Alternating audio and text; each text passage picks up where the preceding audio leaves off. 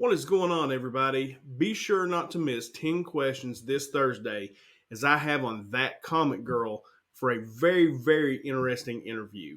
She has aspirations to someday be a comic book writer, and we had a good discussion about that. So make sure you check it out. It drops Thursday at 7 a.m. Also, check down the description below and you can find out how to purchase a Small Town Collectibles comic book mystery box, as well as a discount code with Street Level Hero LA STC10, where you can get 10% off your order and raise some money for a great cause. Today, we're going to talk about the first appearances and key issues for the greatest day of the week. New Comic Book Day, November 17th, 2021. So let's get started. I'm Jimmy Don Kerr, and this is the Small Town Collectibles YouTube channel. Before we get into the first appearances, the key issues, and the cool covers this week, I want to ask you to hit that subscription button, turn on that notification bell so that you get notified when I put out new content. Smash that like button and leave a comment below and let me know what you're picking up for this new comic book day. With all that out of the way, let's jump into our first category, and that's the covers. So I've got a few covers this week, and the first one kind of caught me by surprise that I would really dig this cover.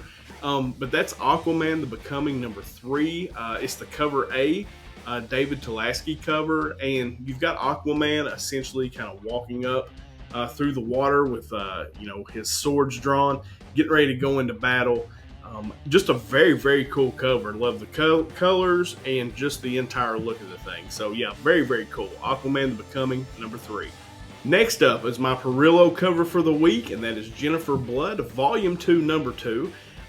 There's a limited edition. It is cover J, Lucio Perillo Virgin cover. Absolutely gorgeous cover.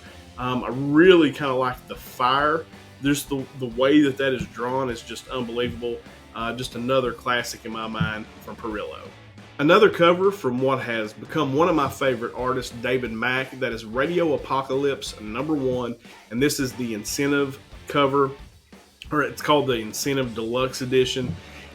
It's about $180. That's what I saw it priced for on Midtown, so I'll probably hold out on that one and wait a while, but it's an absolutely gorgeous cover for a new title that I'm looking forward to reading. So that's Radio Apocalypse number 1, the Incentive David Mack Deluxe cover. And then wrapping up the covers list this week is Army of Darkness 1979 number 3. And this is the variant cover by Ken Hazer. And this is cover art inspired by Teenage Mutant Ninja Turtles number 1 from 1984. So last week we had the Vampirilla Teenage Mutant Ninja Turtles homage. This week we had the Army of Darkness 1979 homage. So for all you Teenage Mutant Ninja Turtle fans out there, I know that you guys like to collect the different versions of that cover. You've got one this week from Army of Darkness. All right, that wraps up our covers for the week. Let's jump into our second prints. And the first one is from DC, and that's DC Horror Presents Soul Plumber number 1. That's the cover D, second printing. Soul Plumber was a good first issue. My friend Taylor Winder over on his channel, he does a comic book review show. Really like this one, and Taylor's pretty honest about the books, that he reads. And if you're looking for a good review show, go over and check Taylor out. But the DC Horror Presents Soul Plumber number 1, second print out this week. Then we've got a couple of books from the Echoland title this week, and that is Echoland number 2, cover C, the J.H. Williams III variant, and Echoland's number 2, cover D, the Incentive variant by J.H. Williams III as well.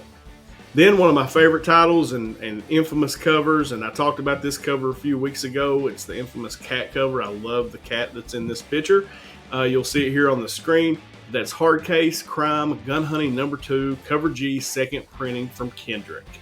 And wrapping up the second prints this week is House of Slaughter number 1, cover L, the cover by Miguel Mercado.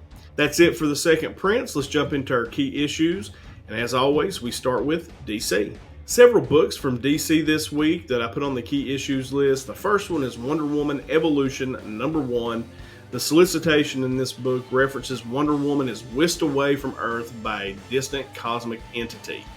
This book combines Stephanie Phillips and acclaimed artist Mike Hawthorne. And this is Mike Hawthorne's first major DC project, and you get that with an epic Wonder Woman tale. So that book could be pretty cool. Then we got Batman 117. The solicitation reads that the Anti-Oracle is revealed here. So we've been looking for the Anti-Oracle for a while. So apparently it comes out in this book in Batman 117. Then we have Batman Secret Files, The Gardener #1, where we get the origin of Poison Ivy and the origin of the gardener, Bella Garten.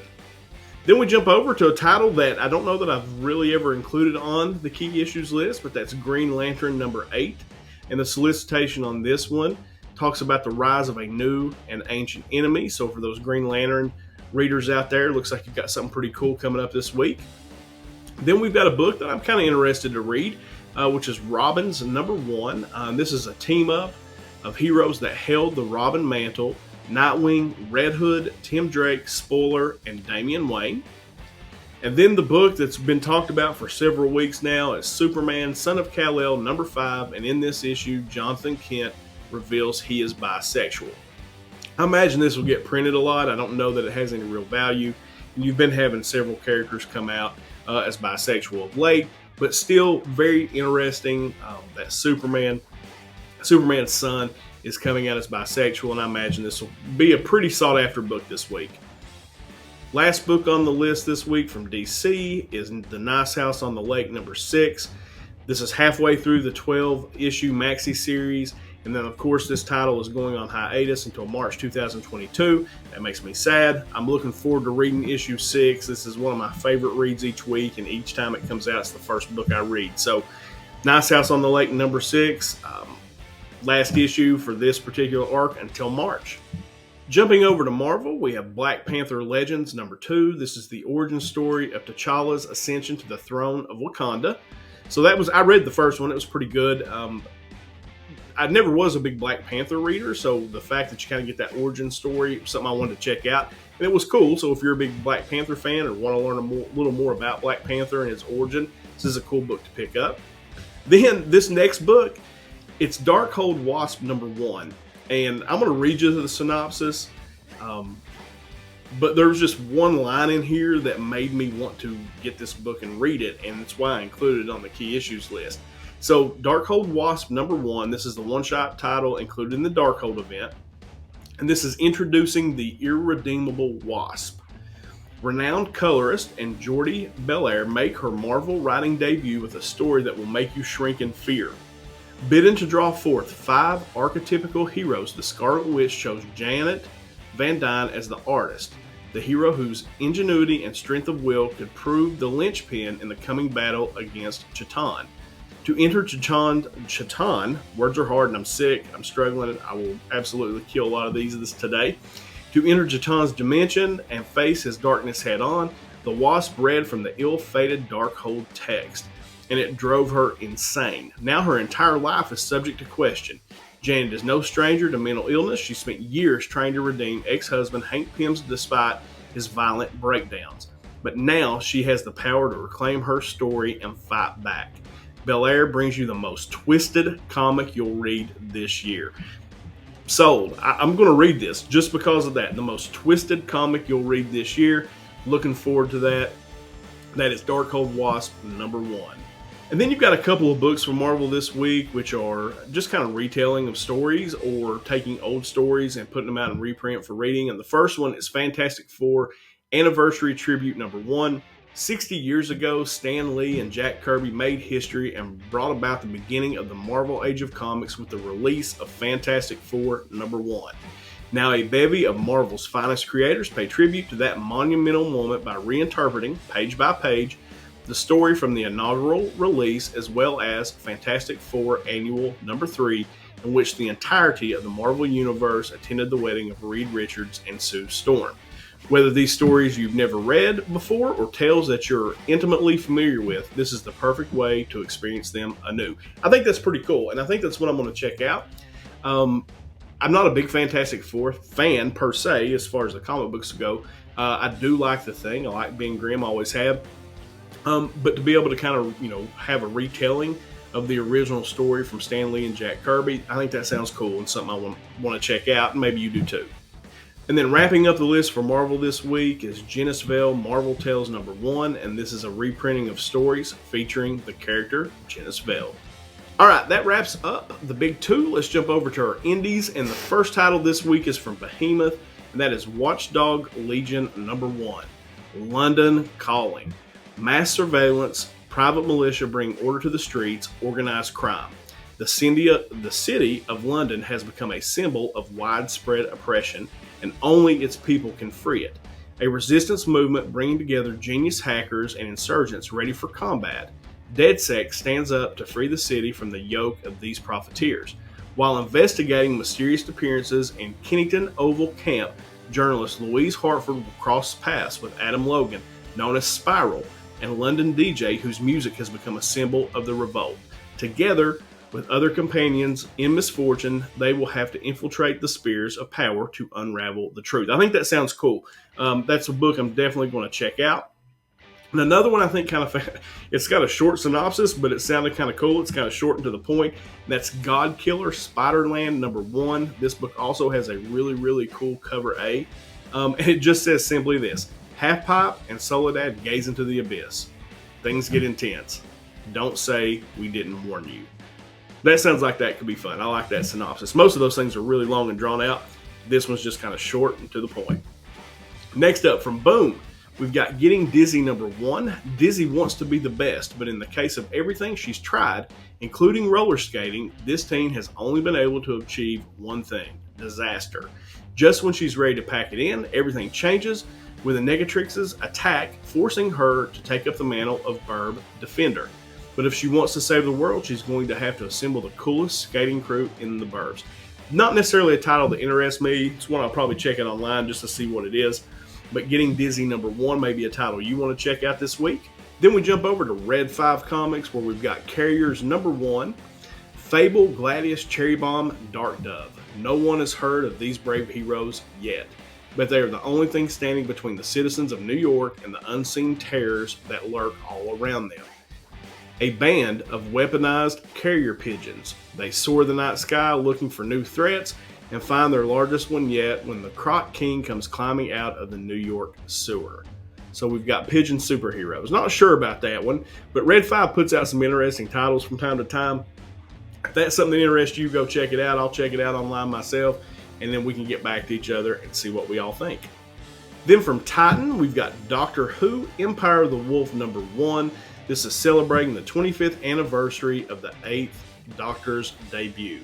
Trapped in a parallel universe, Rose Tyler believed her adventure with the Doctor were over.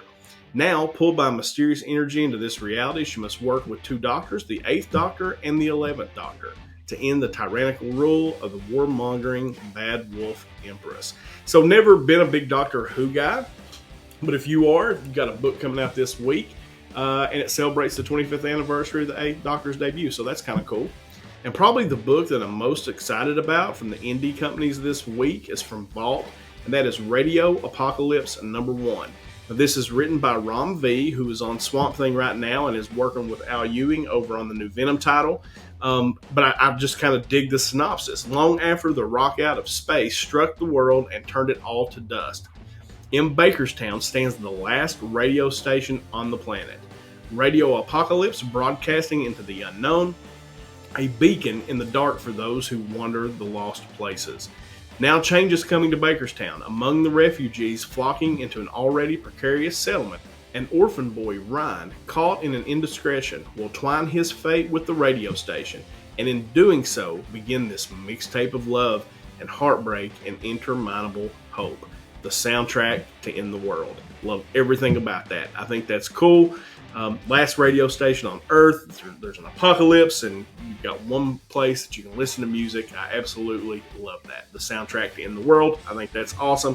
Radio Apocalypse #1 from Vault, written by Ron V. All right, that's it for the key issues this week. Let's jump over into our first appearances. So the first book this week on our first appearances list comes from DC, and that is Robin's #1, where you get the first appearance of a female Robin who claims to have been the first protege of Batman.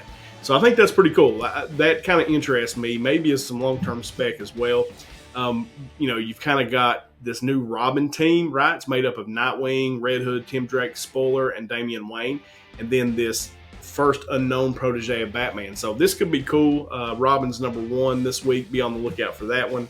Next up, and also from DC, we've got Suicide Squad number 9, where you get the first appearance of the Suicide Squad assembled by Rick Flag. And then wrapping up the first appearance list, we've got Amazing Spider-Man number 78 Beyond, where you get the first appearance of Obsidian Star. And I'm looking forward to that one as well, kind of like the Robin's number 1 book. I kind of like, future spec or, future play on any of the first appearances in the Spider-Man stories. And I really like this Obsidian Star character, so definitely be on the lookout for that one. All right, everybody, that is it this week for the covers and the first appearances and the key issues for New Comic Book Day, November 17th, 2021. Hope this video helps you make some choices on New Comic Book Day. Make sure you check out the video tomorrow, New Comic Book Day on a Budget, where I give you my top 5 picks if you're on a budget of $25 or less. And then I also give you a sleeper pick of a book that I think could potentially have some long-term spec value. Appreciate you guys hanging out here with me today. I struggled through this one. I'm under the weather. My allergies are absolutely killing me. But hey, the show must go on. New Comic Book Day comes every week or not, whether we're sick or healthy. So you guys go out there, grab your books, have the greatest New Comic Book Day ever. I know I'm going to. As we always end these things, until next time.